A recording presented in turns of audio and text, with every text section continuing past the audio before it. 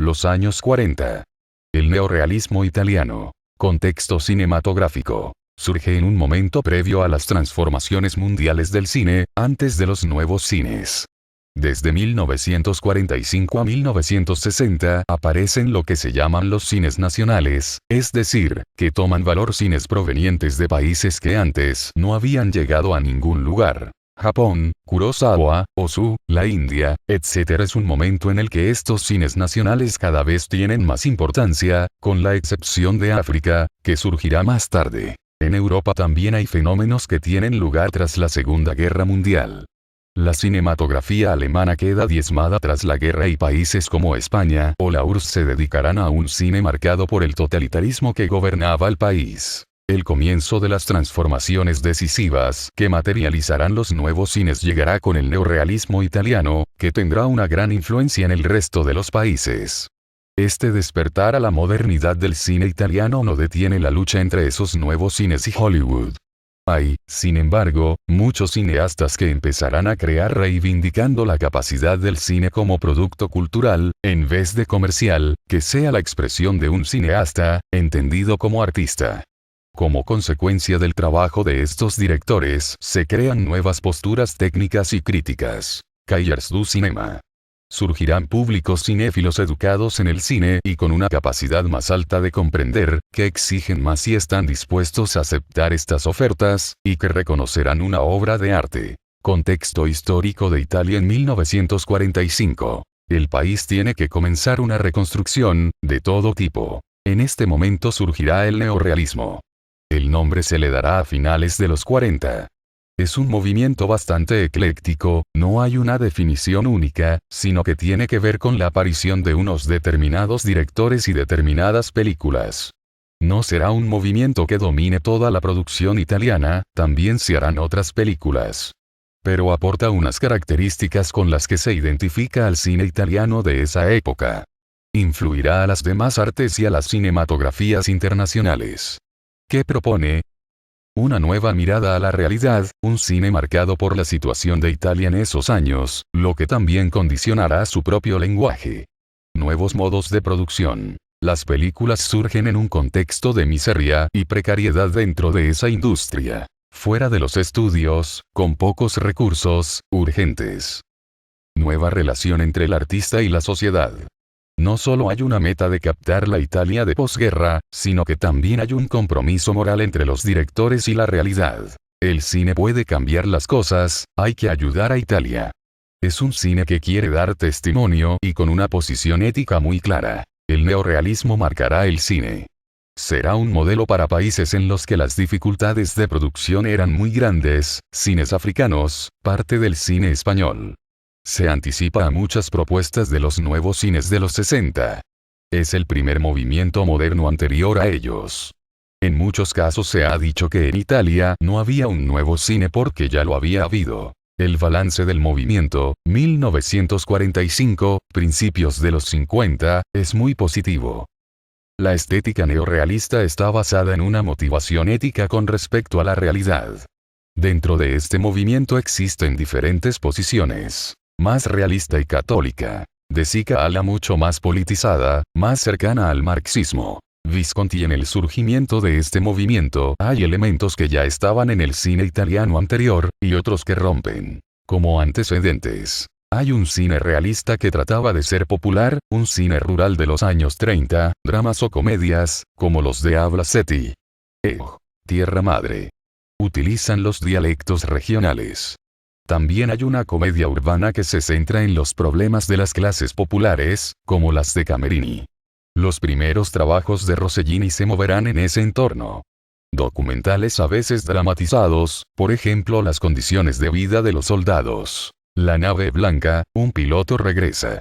Estuvieron patrocinados por el ejército italiano de la época de Mussolini. Como Rupturas. Los directores neorrealistas se oponen de manera frontal a algunas de las convenciones del cine italiano de antes de la guerra. Grandes epopeyas, ambientes literarios del siglo XIX, sobre todo en su vertiente melodramática, y, sobre todo, el conocido como cine de los teléfonos blancos. La película que sirve de precedente básico para el neorrealismo es una adaptación de la novela El cartero siempre llama dos veces, y se llama Obsesión, de Visconti, 1943. Pero la que supuso el inicio del movimiento fue Roma, Ciudad Abierta, Roma, Città Aperta, de Roberto Rossellini, 1945. Es una película nacida de la urgencia de testimoniar lo que sucedía en la Roma ocupada por los nazis, cómo el pueblo tenía que vivir en esas condiciones y cómo se gestaban los movimientos de resistencia. Es una historia coral que exalta la resistencia a los nazis.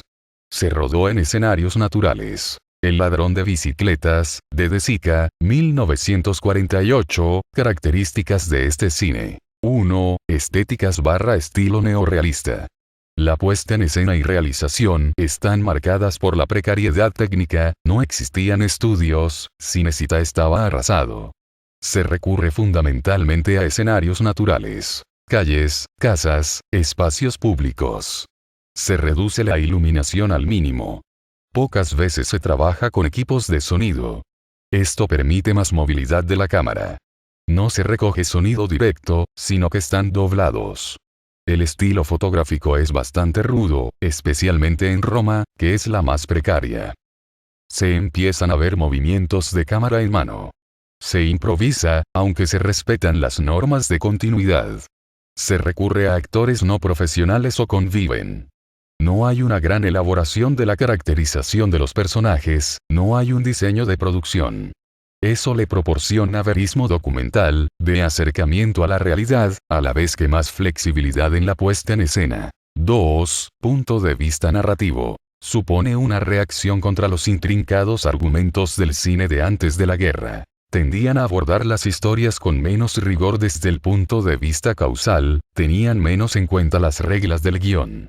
Todas las causas tienen que ver con las condiciones de vida de las personas, y eso los convierte en representantes de la sociedad. Introduce finales infelices o ambiguos, no hay final feliz.